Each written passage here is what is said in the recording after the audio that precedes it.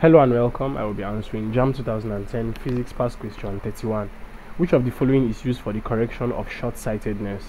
A. Concave lens. B. Concave mirror. C. Convex mirrors. D. Convex lens. So in the question we are asked what can be used to correct short-sightedness. Short-sightedness is also known as myopia. So short-sightedness is when an individual cannot see distant objects clearly because his or her eyeballs are too long and images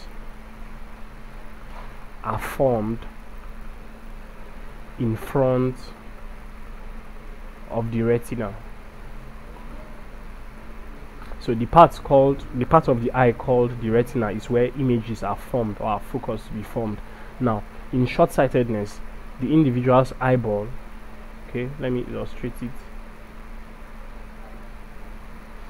The individual's eyeball is too long. So let's say if an object is placed here, okay, the image of that object is formed in front of the retina, before the retina. So accommodation does not take place. Now in order to correct this, what is used is called a concave lens. Okay, a concave lens or a diverging lens. A concave or diverging lens. Now what this lens, what it does is to further diverge or push the rays